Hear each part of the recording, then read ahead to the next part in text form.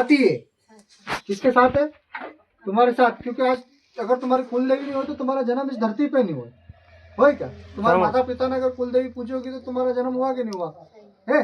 तुम्हारे माता पिता ने अगर कुल देवी को अगर खिलाए पिलाया होगा, उनको भोग प्रसाद दी होगी कि माँ मेरे घर में लाल होगा, तो तुम्हारे घर में लाल हुआ होगा, तुम पैदा हुए होंगे। तो तुम्हारी कुल देवी का वास्ता तुम्हारे रग रग में, तुम्हारे साथ में। और इस कुल देवी को मनाने के लिए किसी भी प्रकार के, जैसे ये जो रहता है ना कि बंधन है कि हमारे घर में माता जी की पूजा नहीं होगी, जिसके यहाँ पगड़िया रहेगा उसके यहीं तो होगी, कि हमारी माता जी उसके अंदर बैठी है कंडिये में, तो हम बाहर पूजा नहीं करेंगे, कंडिये में ही करेंगे है। तो नरे पर्दे के अंदर पीछे भी रखते कि पर्दे के अंदर ही माता जी की पूजा करेंगे कुल देवी की है।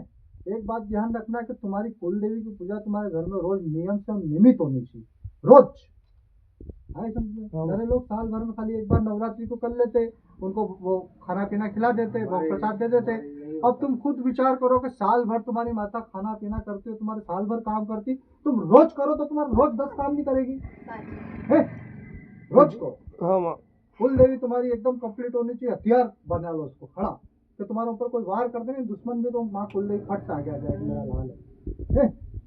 कुल देवी को जीता जगता हाजरा हजूर, सबसे पहला देव कुल देवी को मनाओ। कुल देवी के बिना सब अधूरा, किसी के कहने में मत आओ, मैं और मेरी माँ बस।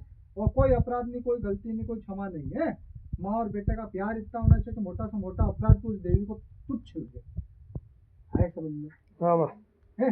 रोक टोक डरना नहीं पूजा पाठ में, बिल्कुल भी। कुल देवी की पूजा में कोई भी रोक टोक और कोई भी डर नहीं आए, समझ में। रोज पूजा करना, रोज एक दिया कुल देवी का, दूसरे नंबर पे सती माता का, और तीसरे नंबर पर बाल चिकोतर माता बताई मैंने। ये 3 दिए घर के अंदर रोज कंप्लीट करो। चौथा दिया नाग देवता को कंप्लीट करो, ठीक है?